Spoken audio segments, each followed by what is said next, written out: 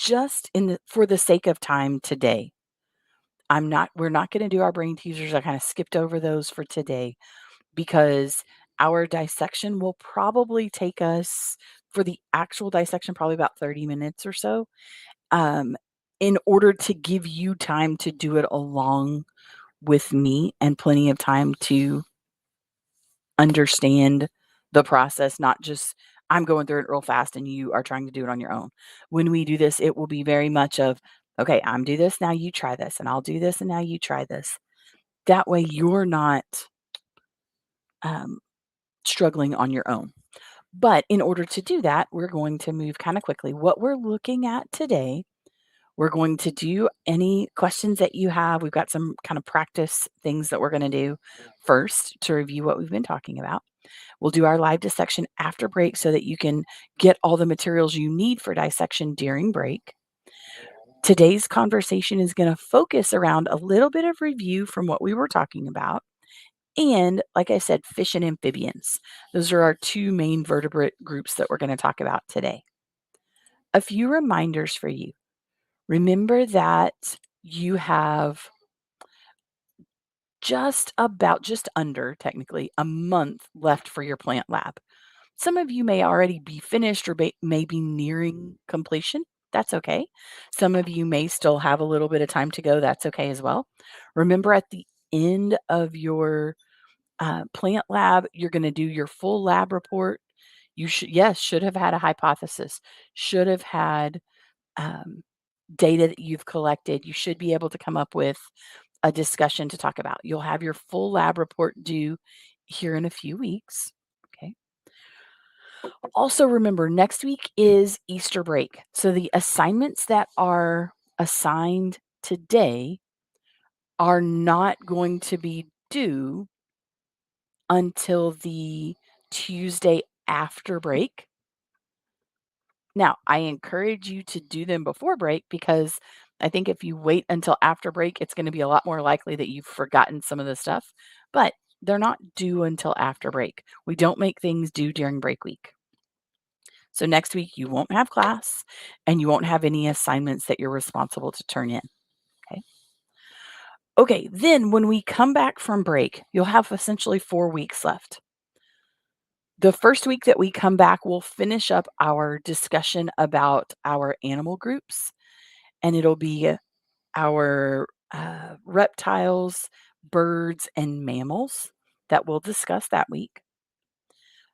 After that conversation, we'll take our test over animals. Remember, that'll be our final test for this year. Then we'll have conversations about some of the human body systems and ecosystems. For the human body systems, we don't have a final test. We do have a project that we'll do over them, but it's pretty easy and it's actually something you guys tend to enjoy because you really get to investigate some of the body systems a little bit. But that will be kind of what it looks like to finish the school year. Because when you come back, you're only going to have 4 weeks left. We said animals, 2 weeks of body systems, and then probably ecosystems that last week. That's all you have left. So it goes so fast. All right, like I said, we're going to start with some review. I know it's been a little bit of time since we talked about some of these. So take just a moment. On the far left, you'll see lists of names of the different phyla. In the middle, you'll see pictures that go with those different phyla. And on the right, you'll see a description about things in that phyla. So I want you to take just a moment and see if you can match each of these with the correct picture and the correct description. Some of them you may not remember, and that's okay, because remember that phyla names can be a little tricky for you. But I'm going to give you about maybe a minute or two to look over them first before we talk about them. I want everybody to have an opportunity to try them first. I don't want to go so fast that you don't really get an adequate chance to practice. So take a minute and try those first, and then we'll talk about them together here in just a moment. Trying to match the phylum name, a picture, and a description. No, this is you guys thinking about it. That doesn't really give everybody a chance. If we put our answers in there, that doesn't give everybody a chance.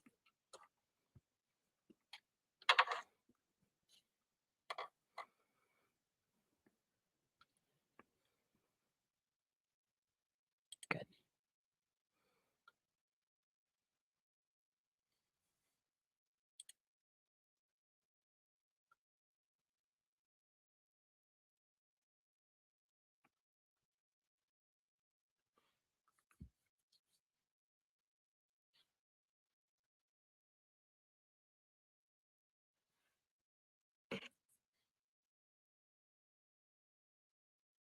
If all you can do is match the picture to the name, that's a great start.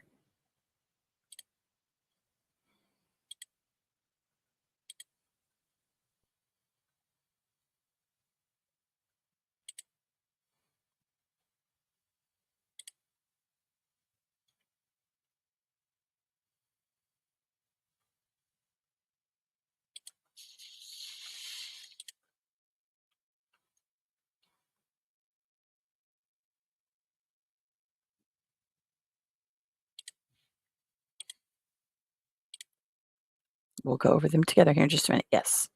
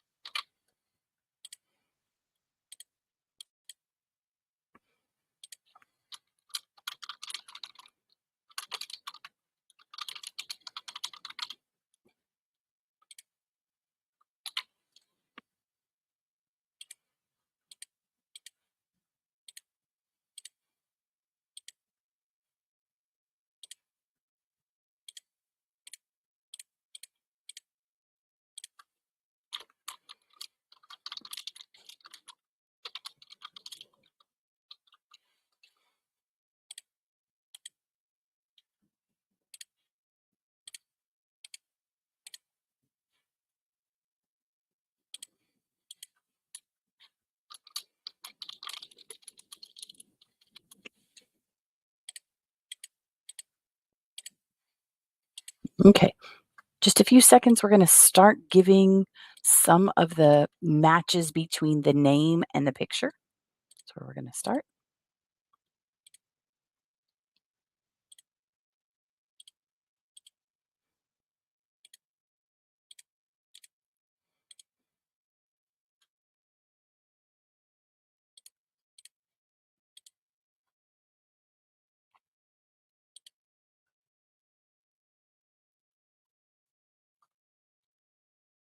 Okay, so our first example here is phylum Cnidaria.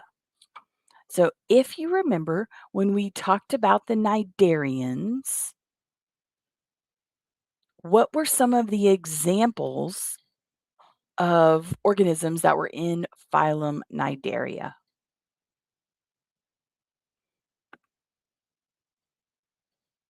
Good. There we go. There we go. There's some examples. Good. Good. Jellyfish, coral, man o' war. These are some examples. Good that you guys have put in there. Also, like hydra, yes. Sea anemones, exactly.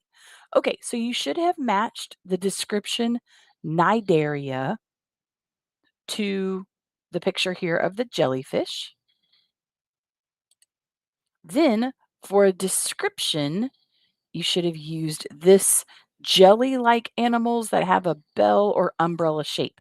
Does that mean it's true for all cnidarians? No, it just happens to be true of some of them.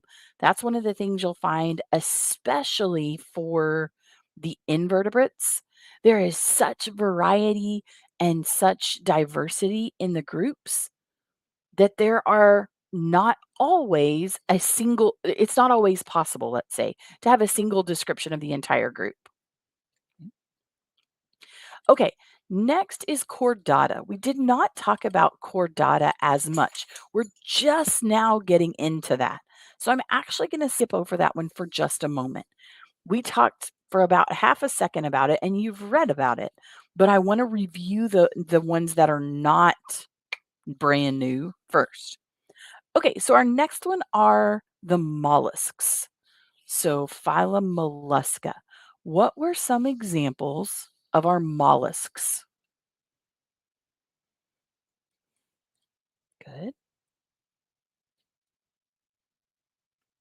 So our mollusks were everything from an octopus, a cuttlefish, a clam, a snail, a slug, tons and tons and tons of examples for each of these. And you'll notice I'm not just saying this one goes with that. I'm really trying to review you guys on the entire thing. So that's why I'm not just saying, like, oh, there's a picture of a jellyfish, it's a jellyfish. I'm trying to remind you about all of them because you're about to go into a break week and then we're going to have a test after that. So I need to help get these more solidified in your mind. So when we think about our mollusks, and we're going to say more about them here in just a minute, our snail is an example of it, but there's lots of different types. Now, when you're reading through your examples of these, remember we said mollusks will have sometimes an internal shell, sometimes an external shell.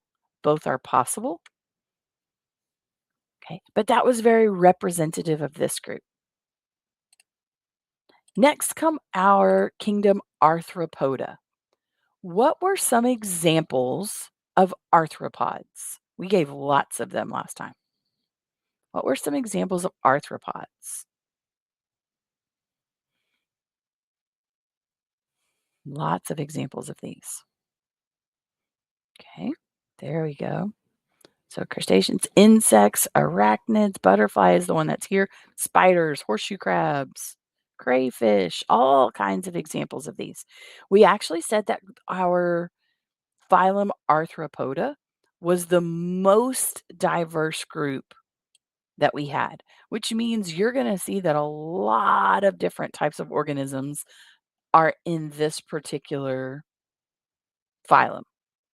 So the one that's represented here with the butterfly is an insect, but there are lots of them. But if you remember, Arthropoda stood for, or can be translated into, or it means jointed leg or jointed appendage. And that was really one of the defining characteristics that we saw. If you think back to our videos, we looked at the arthropod zoo, which I think is cool because it gives you the millipedes, the centipedes, the giant beetles, like all kinds of different representative examples of arthropoda. Okay, next comes phylum Annelida. What were some examples of our annelids? Oh, no, I skipped echinoderms. Pause. Pause. I skipped over echinoderms. My fault. What were some examples of echinoderms? There was also a video on this. What were some examples of echinoderms? Yes, there we go. Had a lot of us actually skip over the examples on our work on the invertebrates, which is why for this, I'm not just saying which does it match, trying to remind you there's lots of different types. Starfish, brittle stars, sand dollars, looking at some of the ones you have here, sea urchins, yes to all of those. If you remember, our echinoderm group was the first type that we had that actually has an endoskeleton instead of the exoskeleton like the arthropods. So their skeleton, instead of being made up of bones, is made up of plates called ossicles. That was one of our defining characteristics of our echinoderms. Okay, now, one I tried to skip over earlier here. Now to our annelids. What were some examples of phylum Annelida?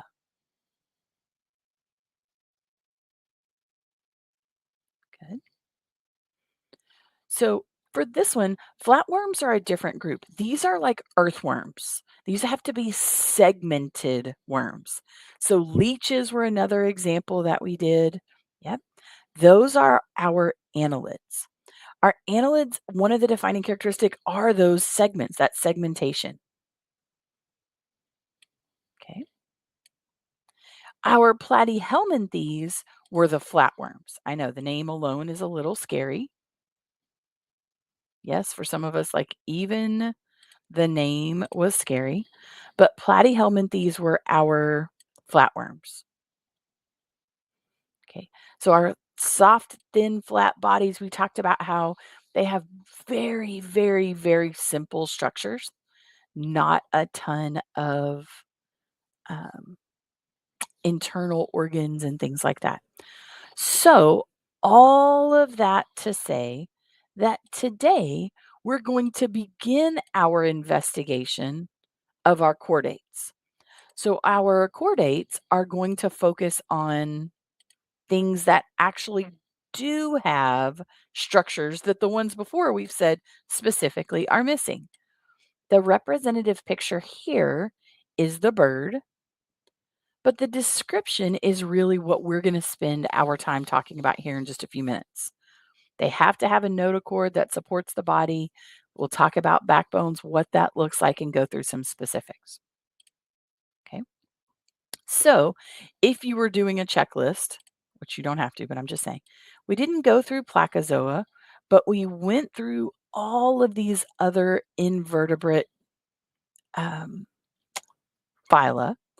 Today, we're going to start into our vertebrates.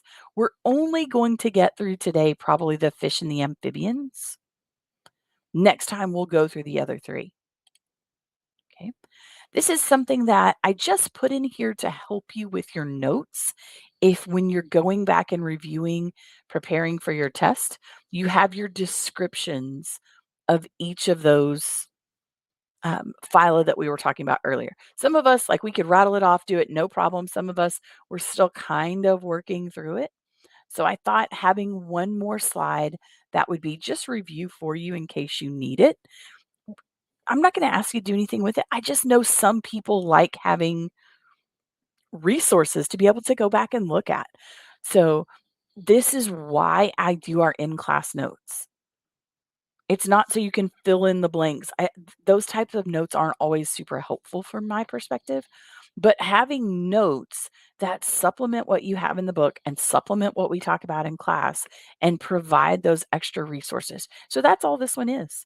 More examples, more discussions about the symmetry that we went through, about the segmentation, body features, things like that. So just extra info to help you with it. All right, let's talk about a specific group. Let's talk about our mollusks. In my picture here, I have an example of the three classes of mollusks that we discussed. Take a minute, see if you can remember the name.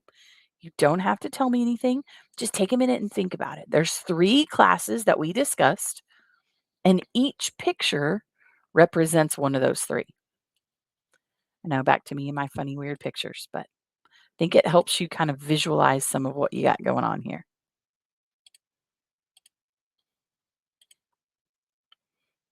Okay, so our first group that you see here, if you remember, these are called gastropods. So this was gastropoda was the name of the group here. What did that mean, or what do we know about them from that? I'm not sure why that looks quite so tiny. It does. Hopefully that reminds you of a fun thing from our videos last time. Very good. Gastro meant stomach, poda meant foot. So these were like stomach foot. So the idea was they crawl on their bellies. So that's how we talked about conches and slugs and snails, things like that. Our middle group were our two-shelled bivalves.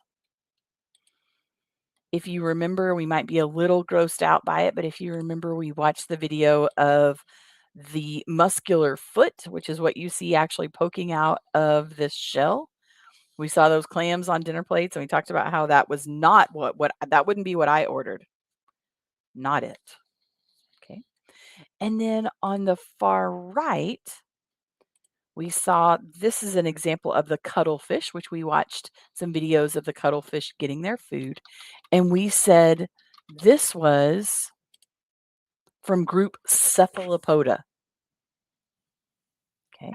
So cephalopoda meant head foot, right? We talked about how the foot of these is typically separated into tentacles, but these were our squid, octopus, cuttlefish, like you see represented here. Okay. Those are the three groups of mollusks that we looked at last time. Okay. Here are just some pictures of them that go beyond the ones you just saw. Again, helping kind of keep all of those fresh in your mind. So gastropods on the left, cephalopods at the top, bivalves at the bottom. Okay, so enough review. Let's talk about our new stuff. So we're starting now with our vertebrates. If something is going to be considered a vertebrate, it's going to have what we call a notochord, which is basically kind of the precursor to something that will develop into a true vertebral column, right? You have vertebrae surrounding that um, hollow nerve cord, is the way they describe it, but basically surrounding that spinal cord. Okay. Animals in this group are going to have digestive systems that are fully intact, circulatory systems that are not only fully intact, but they are closed circulatory system, which means that the blood is not simply just kind of roaming around in your body, but that it is moved around through our vascular system, veins, arteries, capillaries. Okay. They're going to have an endocrine system to help regulate and control things going on in their bodies. They're going to have other more developed body systems. And they're usually, though not always, going to reproduce sexually. If you remember, vertebrates make up only about 5% of all of the animals that we know. Okay, only about 5% are vertebrates. There are 7 classes of vertebrates. And I put the pictures up here to help you kind of remember them. But our 7 classes, 3 of them are fish classes. So Agnatha, Chondrocythes, and Osteocythes, which are your bony fish. Those are our 3 fish. So jawless fish, cartilaginous fish, and bony fish. That's the three groups there. Then you have your amphibians, reptiles, birds, and mammals. So you can see I've put a fun animated picture to match with the description of each of these, just to kind of help you think through. So what the fish are easy, right? That one's the easy one. What is our amphibian?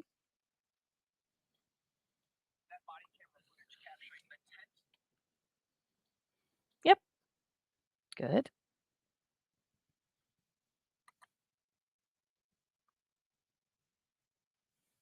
Good. So Kermit is our amphibian. Oops, didn't work there. Try again. What is our reptile?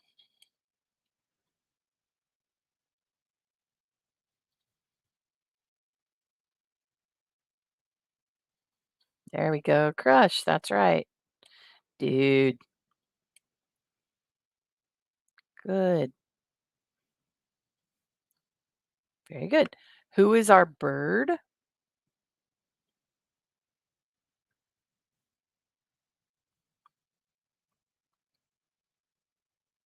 Hmm. There we go. Our bird is Zazu. And then our mammal is, yeah, there we go. Our mammal is good old Judy Hopps. There you go. So some examples of those just to kind of make it easier to see. All right. So we're going to start with a conversation about our fish. I've listed here for you, basically summarized here for you, a lot of the characteristics that you would have read about this week for fish. Okay. You'll notice that for these, It's not a singular thing that makes them fish. It's lots of things. And because our groups are much larger, you'll find that not all of these are true for every type of fish. For example, the first thing on here says that they have jaws. One of our groups of fish are specifically called jawless fish. So it's not true of every particular example, but it is true of a lot of examples. So jaws are one characteristic that many fish have.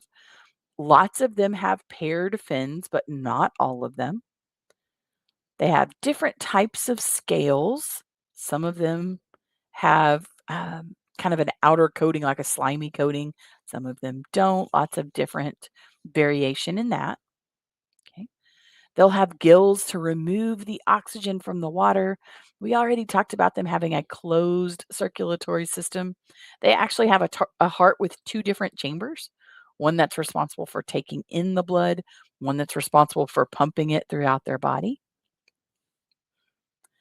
Several types of fish have different ways to control their depth in the water. Some type of fish have something called an air bladder or swim bladders, okay, that they can use increase or decrease the amount of air in there to help them move. Okay. They actually have kidneys that can remove waste products and allow them to keep their blood filtered. They have a brain, they have senses to be able to see what's going on around them. Some of their really acute senses are smell and their lateral line. What do you remember reading about for the lateral line?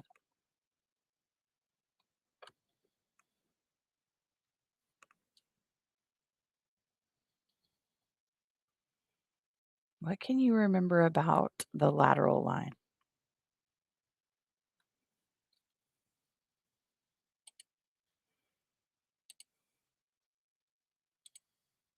Several of you are typing, no rush here.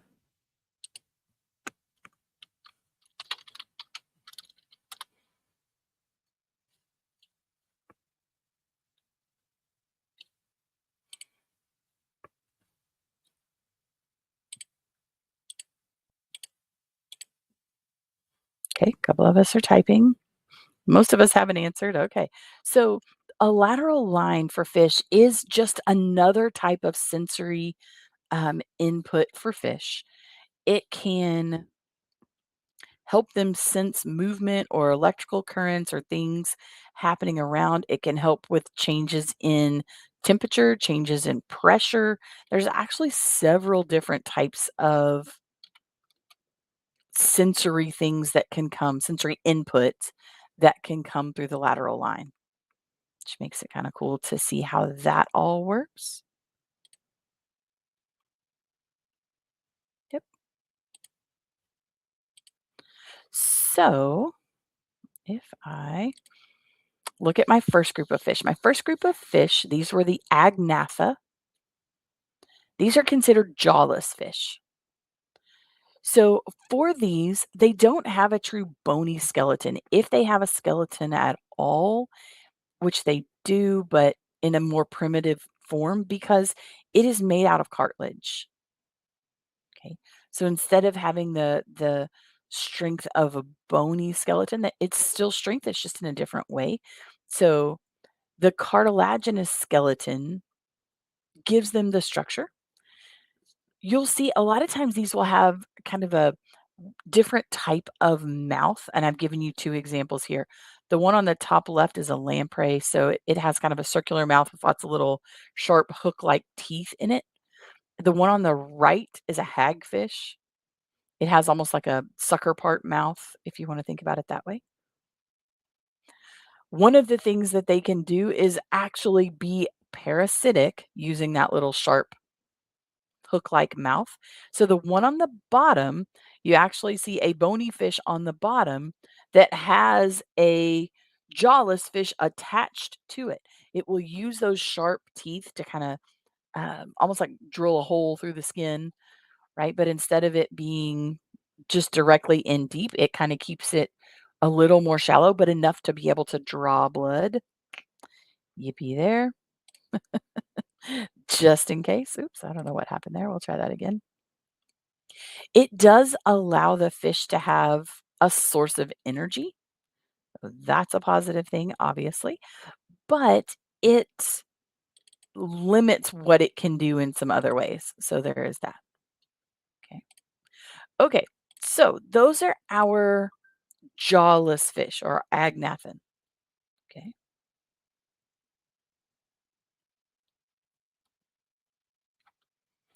All right. Then for our next group, these are our cartilaginous fish. So our cartilaginous fish are definitely going to have a cartilage skeleton. Okay. And for these, you'll see that you have kind of some representative examples here. You have a shark. Those are familiar, lots of different types of examples there. But you also have some that you may not be as familiar with. The one on the bottom left is a ray. The one on the bottom right is I'm sorry, on the top right, excuse me, is a skate. To me, a skate looks like a fish that got run over. I don't know. It's kind of a funny look when you first see them. So I have kind of a fun picture I'm going to show you here. I gotta go back where I can get it so you can see it because this is actually a picture of my own. Um, this is not a picture I put on the slides because it is a personal picture that I took. But it's very cool to be able to see. So I'm going to put it where you can see it here. So this is a picture that relates to what we're talking about. When we're looking at these sharks, skates, and rays, what we see is that they have scales, but the scales are different. They're unusual. They're called placoid scales. It has to do with their shape. Okay. And they have several rows of sharp teeth. Those sharp teeth can um, they can lose those sharp teeth and they're replaced because they're not as solid in their mouth as they are for you and I. Yep. So those are examples of our different types of cartilaginous fish. Okay, well, my pictures are still deciding if they actually want me to be able to show them to you. I don't know why. When we look at these, you'll notice they actually come in different shapes. Sawfish fit into this group as well. They come in different shapes. They live in different parts of the ocean. They have all kinds of different um, oh, here it is. They have all types of different structures with them. One of the things that's very unique for the sharks is the paired fins. And I put an example here, the caudal fin. When we talk about caudal, you're talking about the tail. Oftentimes with sharks, they have a caudal fin that is different lengths. Like you may have seen, there are certain types of sharks that have a very long top part of their caudal fin. Um, then they're gonna have dorsal fins. So dorsal fins are talking about fins on the back of the organism. Anything that's talking about ventral is talking about stomach or the belly side of it. Okay. Okay, but I want to take a minute and show you a fun little find here. Try to zoom in the very best that I can. So take a minute and look at this fun little thing, and I'll zoom out. I'll move back just a little bit here. Let me see if that helps a bit. There it goes. It's a little bit better. Okay, so this right here, in layman's terms, is called a mermaid's pouch. But what this actually is that it is an egg pouch. Well, not really egg. It is a youngling pouch for. So what we think this one was for an actual skate. And if you look closely at it, you can see that it has those very long extended tendrils at the end. Those actually will grasp onto like seagrass or something. These are actually supposed to be adhered to the ocean floor somewhere until they're ready to hatch. If you look closely, I'll try to zoom in one more time and see if you can tell. If you look very closely inside of it, we were actually able to hold this little guy up to the sun, and you could see through the pouch. There's actually a, you look here with it, there's actually a small um, little skate swimming around in there. So it was hard to tell what it was, but you can see, let me see if I can kinda outline it for you. You can see kinda right here is the bottom of, it's a triangular shaped little guy in there. Yeah. When we held it up to the light, he was still swimming around in there. So that's how we were able to determine what we thought he was. At first, we thought he was a ray because he's kinda that triangular shaped. But this particular pouch, from what we could tell, is more indicative of a skate. So it was kinda cool to be able to see that little guy. Yes, it had come up on shore. We actually tried to take it and put it back in, the ocean, though we're pretty confident it's not gonna stay out there. This was a couple of years ago, but it was really cool because you could actually see those are a little more rare to find with the organism still in there alive. You'll find them a lot, but it will be after the organism has already hatched and left. But this little guy, you could still see him swimming around in there and everything. So it's kind of a fun example of this. Okay, in your book, after this section, it started talking about kind of the three different ways that you're going to see invertebrate in the vertebrate section. When I say invertebrates, it sounded like I was saying invertebrates. In the vertebrate groups, how's that? About how kind of it's not so much about the reproduction as it is about actual animal live births versus eggs and all of that. So it gave 3 words: viviparous, oviparous, excuse me, and ovoviviparous. So it's like almost like putting them all together. So viviparous, basically, these are animals that are born alive. So my example would be like a panda bear is an easy example, right?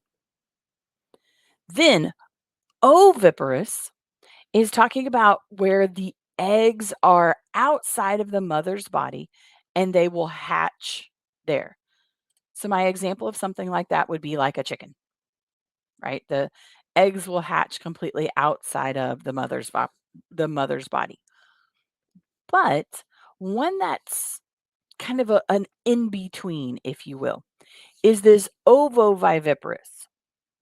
So ovoviviparous, I know it's kind of weird to say, basically means you have an egg, develops inside the mother's body. It stays there until it's born, and then it's able to move off. And so it talked about some of our cartilaginous fish being in that group as well. So just for kind of an overall picture, I thought it might help to have a representative of each group because I know in your book those are presented together, even though most that you're talking about, definitely all that we're going through this week are not really viviparous, but we'll come back to those next week. Okay, and then our last group are our bony fish. So bony fish actually have a full bony skeleton. They can have lots of different unique types of scales. They are definitely going to have that swim bladder to help control their depth in the water. If you remember when you read about your cartilaginous fish, a lot of them simply used their movement in the water and their strong swimming to control their depth. These fish tend to be smaller, so they're going to, not all of them, but most of them. So they're going to use kind of that amount of air to regulate that. Several examples here. Even the flying fish, which is not really flying, but kind of fun to see. Seahorse, got some unusual things here. Then your book talked a little bit about ray finned versus lobe finned. So basically, it just has to do with having fins that are kind of made up of what looks like the little hand fan, right? So it's got lots of little small bones in there, and it looks like they have membranes stretched across them, compared to kind of a thicker, more sturdy looking fin. So just put some examples there. Catfish, rayfish.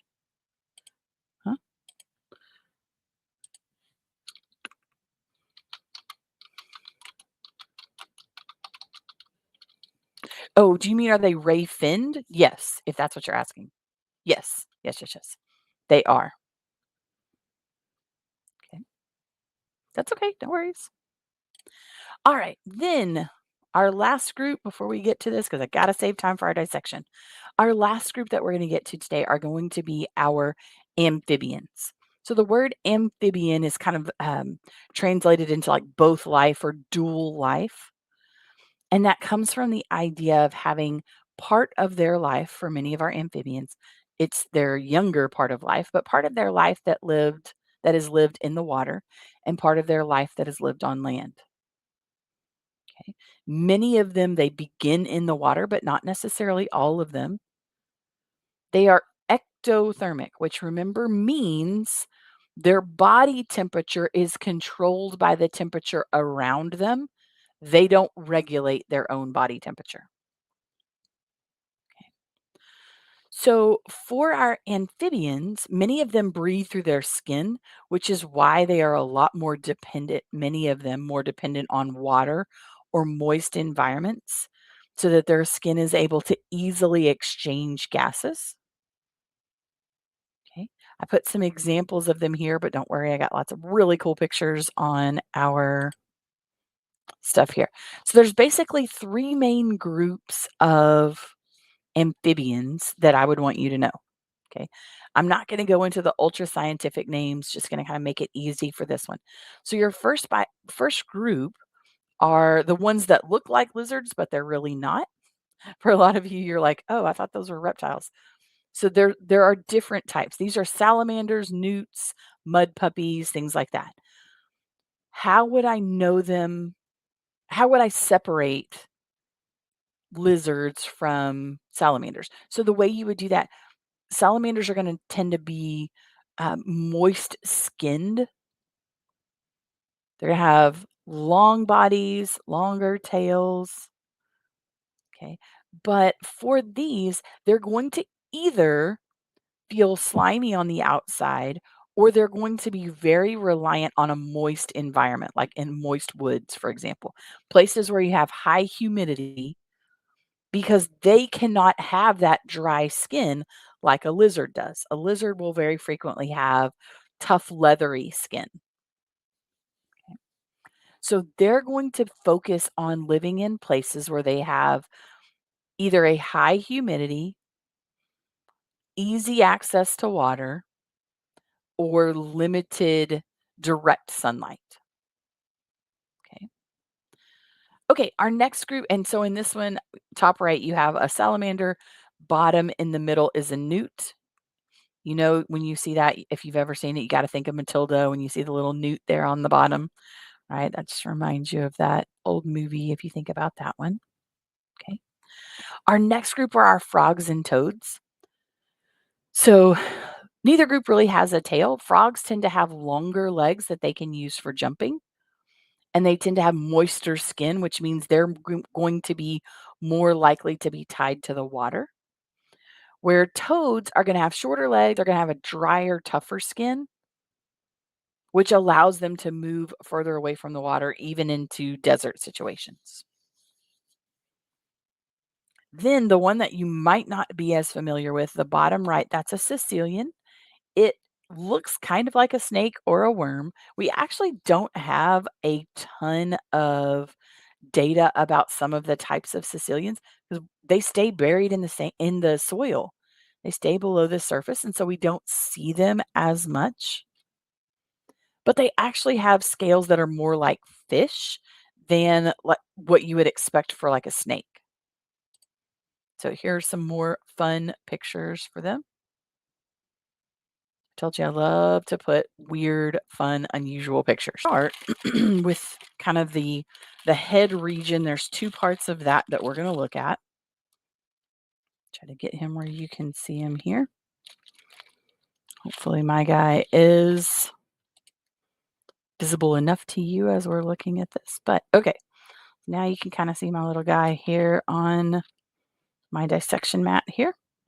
So the two things I want to specifically point out to you as we're looking at this, the two things you need to look at are the nictating membrane, which is if you're looking at your little frog here, I think this eye is probably better. If you're looking, it is an eyelid that is essentially kind of looks like it's coming up from the bottom. It's see-through. So you can kind of see right there for mine. I'm kind of pulling it, separating it from his eye a little bit so you can see what you're looking at. Okay. So that's called the nictating membrane. It comes to shield and protect the eye when the frog is underwater. Okay. The other thing is right here. It is called the tympanic membrane. You have a tympanic membrane as well. Yours is just inside your ear. It's your eardrum. So this is part of the auditory system for the frog. It allows them to receive and take in sound through that tympanic membrane. Okay. Okay. This part is not always super easy and fun. So I'm going to warn you about it up front because what you're going to do is you're going to open the mouth of the frog and you're going to begin to investigate some of the internal structures in the mouth. First thing that's interesting when you open the mouth here is to notice that the tongue is actually attached right here at the front. So if you were to kind of push it, see how the tongue pops up, it would come out as well. So that's one kind of cool thing to see there. Now, if you want to see some of these internal structures on the top of the mouth, I will actually do it because it's the only way you can see it on screen. You can actually cut down the side right here just a little bit. You'll just basically cut the jaw just a tiny bit. Because a lot of times when the frog dies of natural causes, it kind of clenches the jaw and makes it more difficult to see inside there. Okay, but now see, now that I did that, you can actually see the tongue coming. If you were to keep going, you could see how the tongue is not attached here in the back at all. It's simply attached there at the front. Okay, but on the inside, there are a couple of things that you need to see. I have a picture of it on screen as well. So if you cannot see as well inside my little frog here, because zooming in on this is not a real great option, but we're going to try. The camera is always kind of weird about trying to zoom in on a weird frog super close to it. Okay, so how do you open what?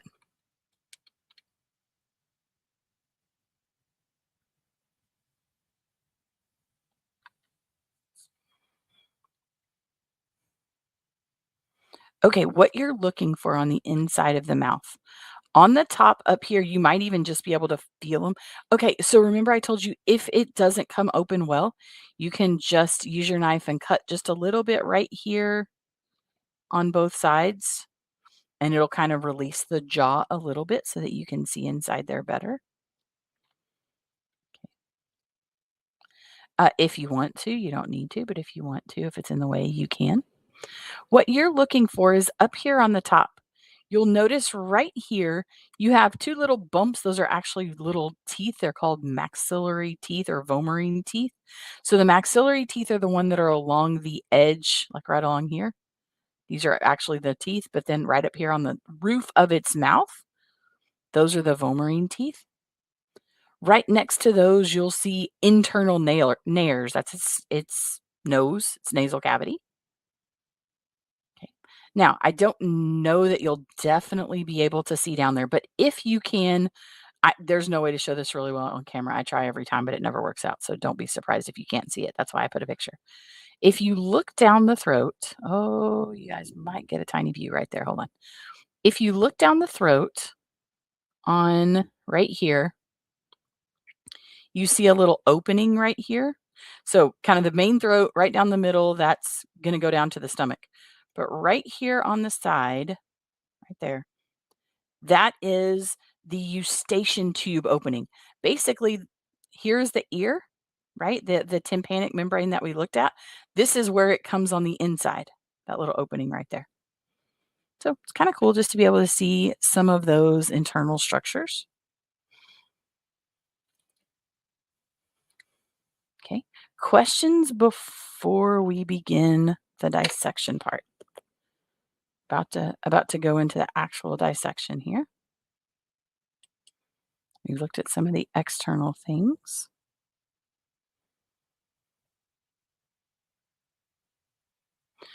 Okay, so when you are going to cut this guy open, you are going to use what we call an eye cut.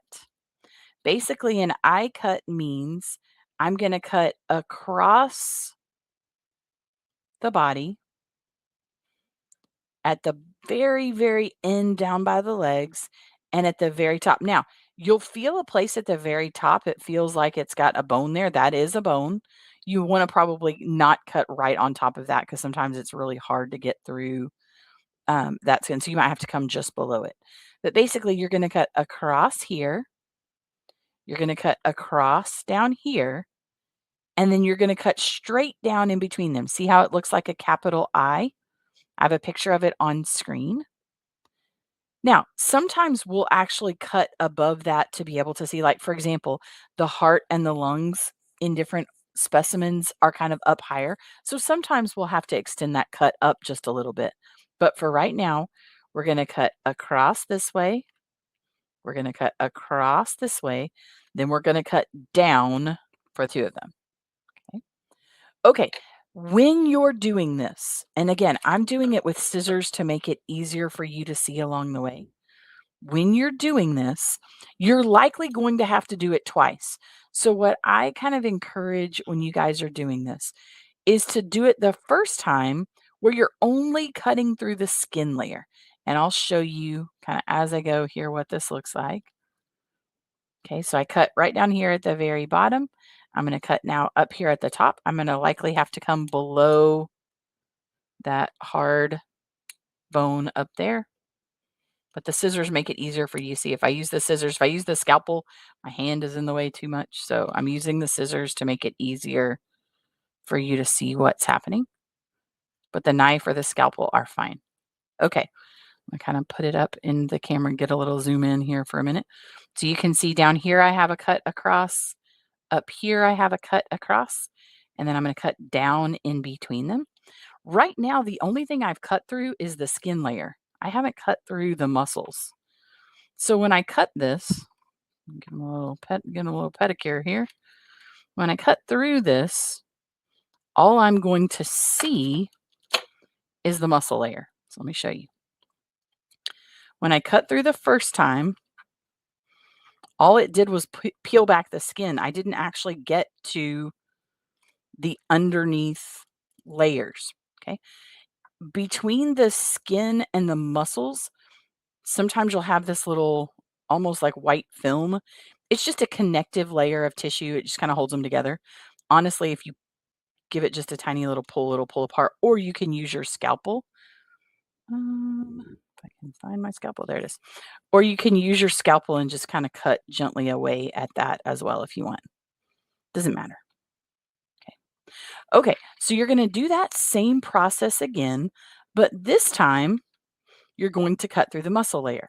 The reason why I do it in two parts is because when you start cutting through the muscle layer, all of the internal organs are below it. So you need to just be very gentle. You don't want to push down here. That muscle layer is a bit thinner. So you don't want to push down really hard when you're using your scalpel. So it's better. I don't know if you can see real well, but it's better when you're doing this cut just to make several small little cuts until you make it all the way through. Don't try to jab it in there really hard and go really deep. You want to just go gently in both places. So down low and up high, same eye cut you made before. You'll notice I'm just making lots of little tiny repeated little incisions like that. Okay, so there's my open window that I'm looking at. And then I'm going to do the same thing I did before. Now, right down the middle of his belly, you'll see a vein that kind of runs down there. It's a little darker in mine.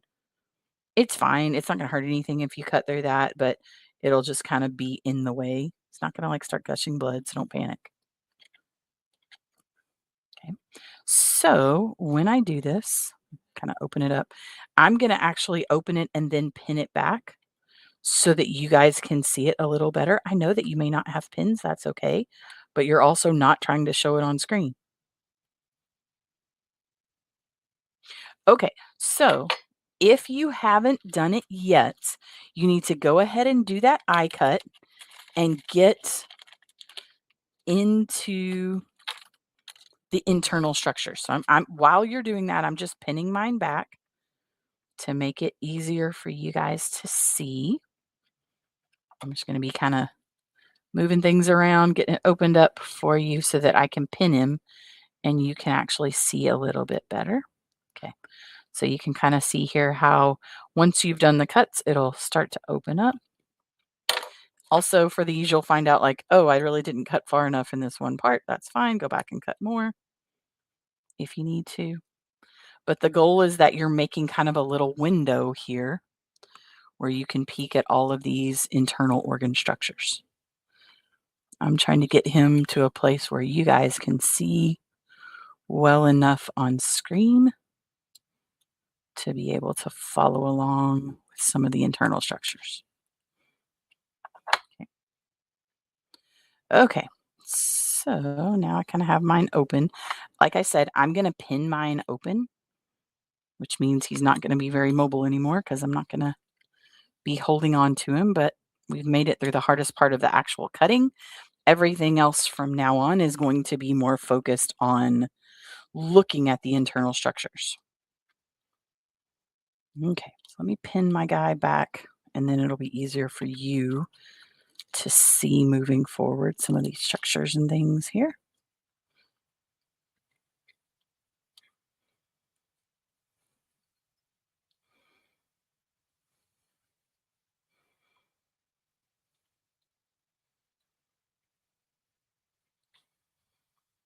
I know the arms kind of get in the way sometimes. Yes, I get it.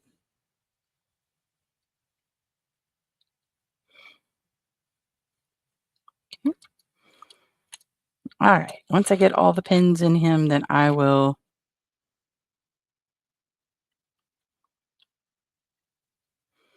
it actually has eyes. There's not an eye spot. It actually has eyes. Okay. So let me turn my camera just a bit. Oh, so remember we said one across the top, the eye cut. You're going to make one kind of just below where you feel the hard bone part right there, and then one down low, and then in between. It typically it'll work. You'll just have to kind of go a little slower if your knife is dull or if it's not as um, easy to use. Now, I also told you that you may need to go up further, which is all I'm doing right now, because I know for sure on mine, there are a lot of structures that you're not going to be able to see. So I'm just going up a bit further here as well to make it easier for you to see what we're doing. And this is me just opening it up a little bit more to make your view a little easier. Sorry there.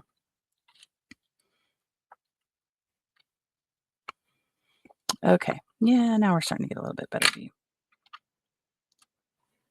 Okay, there's that side. And let me do the same thing over here. Again, you want to be careful not to destroy any of the internal structures when you are cutting. Just take your time. Better to go slow and preserve the structures than to rush through it and get it open quickly, but not be able to see a lot of the things underneath. Okay. All right. So now I've got our guy here kind of opened up a little bit.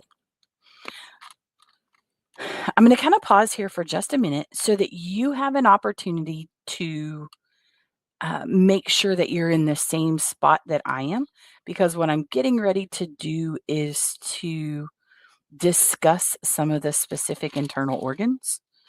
I'm going to bring my camera down just a bit for what we're getting ready to do. It's always fun to try to figure out a good way to put your camera close to dead frog pieces, but it's fine.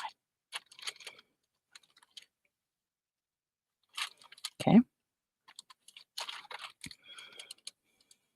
Okay, so once you get your guy opened up or your girl opened up here, I want to kind of show some of the internal structures that you're going to see. If what you see inside, I'm going to flip forward here for just a minute in our slides. If what you see inside is a bunch of teeny tiny little things, they look like this, they're kind of black and gray when you look at them. If that's what you see, yes, those are eggs. And it's perfectly fine if you just kind of gently push them to the side while we are looking at things. Okay, let me go back to this one though. So on mine, what you'll see here, these kind of dark brownish gray structures right here, there's 3 of them. These are the lobes of the liver. They're usually the largest, most prominent thing you see when you first open your frog. Okay, there's 3 lobes of the liver, which if you're looking at them carefully, you can actually separate the 3. There it is. There's number 2. And then here is lobe number 3. Okay. Okay. Now, also from this angle, you can begin to see some other structures on mine kind of peeking out here. Anything that looks like a yellow, stringy kind of thing, those are fat bodies. Okay, so here it is. Here's an example of a little fat body here. See, it's like a yellow looking stringy thing. Those are just literally just fat, but it looks almost like fingers, like yellow fingers extending inside of the internal structures. You'll also be able to see kind of some wound around intestines very often. And then on the other side, you'll see this little pouch right here. That's the stomach. Okay. Those are some examples of things you might be able to see. Sometimes the frogs have such large liver that it covers almost everything else in your field. That's all that you can see. That happens too. No worries if that's what it is. Okay. Now, it's important that when if I tell you like, okay, you can take that structure out, it's important that you don't get to other structures. So I'm going to give you an example of why. So if you look at mine right here, so here are the 3 lobes of the liver that we've been talking about. If I wasn't paying attention and I just went in here off up first before I say it, the liver is very soft. So if you start doing much with it, it may just break apart. It's very soft. Okay, but here I move this out of the way because if you look here, this is actually the heart. I cut up a little deeper. The heart is a lighter color than the liver. Sometimes the heart is even further up in the chest. Okay. So if I tell you, sure, it's okay to go ahead and remove the liver, you want to be careful that you don't accidentally pull out other parts when you're removing one particular part. So a lot of times I'll just come in here and kind of do a little quick liver removal, right? A little liverectomy here. The liver is very soft, which is why I just grabbed some. You can kind of see some lobes of the liver here. I just grabbed some tweezers and technically they're called forceps, but grab some tweezer looking things and just pull those out. They're very soft and easy to remove. Okay. Now, if you remove those, you should be able to see the heart. For mine, you could actually see the heart through the liver, but it's very, very common that you can't see the heart when the liver is still in there. Okay. If it doesn't all come out and you want to really gently use your knife and remove some of it, you can do that, but you don't have to. Okay. Now, anything else from this, you're not necessarily going to have to remove, but sometimes you will. Okay, so now here are some examples of labeled structures that you're going to see. So for mine, when I lift up the liver, Get out my little pointer here. When I lift up the liver, you see it looks like almost like a little clear sac right here. That's the gallbladder. Okay. I already showed you the heart, which was up here. It's kind of that yellow, um, light colored tan way up in the center of the chest. But before we finish today, what we want to do is we are going to take out the stomach. So the stomach should be, if you're facing the frog, should be on the right side. It looks like this. You'll notice it's connected on one end to the esophagus and on the other end to all of the intestines. Okay. So what you need to do is to very carefully remove the stomach. So what I would encourage you to do is to kind of figure out where it's attached. I already told you it's attached on both ends. So it's going to be attached at one end to the esophagus. So I go until it kind of starts, see how it starts narrowing right here, and I just cut right there. I'm going to do the same thing on the other end. I'm going to get right to where it starts, right before it starts going into the esophagus, and cut there. So I did one end before it goes to the intestine, one end before it goes to the esophagus. I'm going to cut it all the way out so that you can see it. It's always fun because you're kind of cutting blind in there if you're not careful.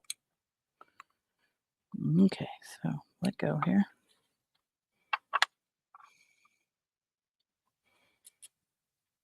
Okay.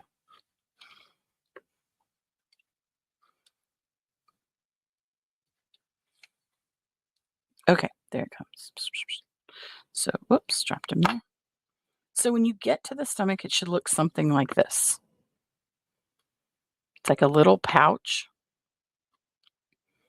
So probably the last thing we're going to have time for is that you're going to cut open this little pouch and see what's inside of it. I've had times where people will find ants inside of there. They're not alive. Don't panic. They'll find ants inside of there. They will find crickets or June bugs inside of there.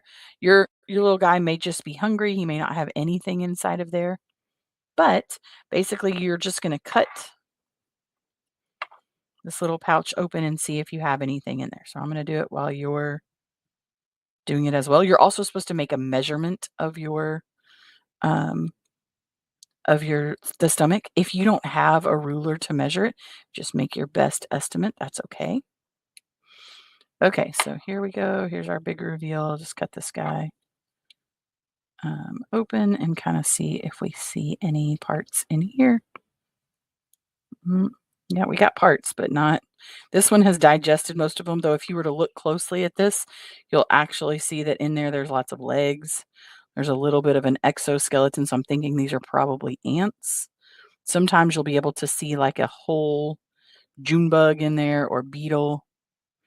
This one looks like it's just already dissected into parts a little bit here. So there you can kind of see what was in his stomach. Okay. Okay, so just for the sake of time and to help you with it, all of these little, we said all these little things that look like just little fingers, those are fat bodies. They could be poking out anywhere in the dissection. So those are just little fat. There's nothing on those that you have to really pay attention to. But as far as anatomy for what we see, these little folded back and forth things, those are intestines. Do not cut those unless you would like the contents of his intestines to be spilled on you, which you would not. Trust me, you would not like that. Okay. Okay, we already talked about where to find his heart, but if you look at right here next to the heart, you can actually see the lung. Now, the lung is all deflated, so it's just kind of like a little flattened sac laying against the back, but that is actually the lung. Okay. Also, if you look back here right against, no, this one's kind of hard to see. Let me see if I can go this way. Maybe that way is easier. Right back here, right against where the spine is, there's a little kidney back here. This is the other lung. You can kind of see it. It's just like a little flattened sac right back there. Okay. So lots of the anatomy you're actually going to be able to see when you're doing it. Okay. If you have a female frog, it may have eggs everywhere. That's okay. Just kind of move them out of the way. Once you're finished, you're going to complete a worksheet. As part of the recording here, I've put a list of all of the identified parts already here and ready to go. And you'll have some dissection questions that you're going to answer. A lot of that is going to be found in the reading that's right before it. So, for this week, you're still working on your plant lab. That's going to be due here in just under a month. You're going to complete your dissection write up. You should have now at least done a good portion of the dissection. In just a minute, I'm going to cut off the recording, but I'm going to stay here in case you have specific questions related to the dissection. And then you're also going to do a fish anatomy coloring worksheet. We're going to practice some of that fish anatomy that we talked about during class. In addition, there is an opportunity for extra credit. And what you would do for that, I've listed all kinds of animal cams, some specific examples.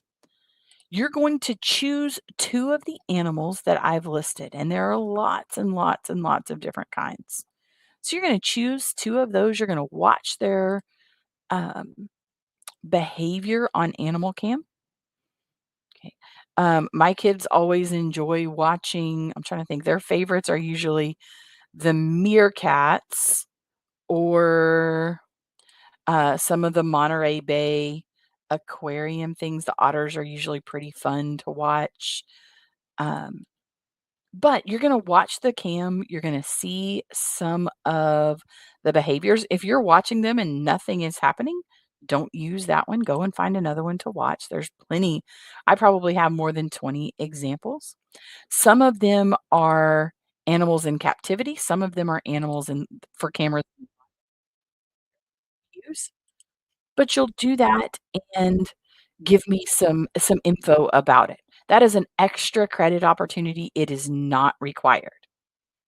So, like I said, I'm gonna stick around, but I'm gonna finish off the recording. If you need to go, it's fine to go, but I'm gonna finish up our dissection and answer any questions that you have.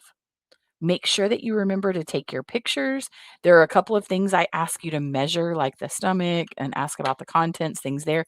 So make sure that you do all of those things before you finish your dissection. Otherwise, have a fantastic week, a wonderful Easter, and I will see you guys back here in a couple of weeks. Bye, everyone.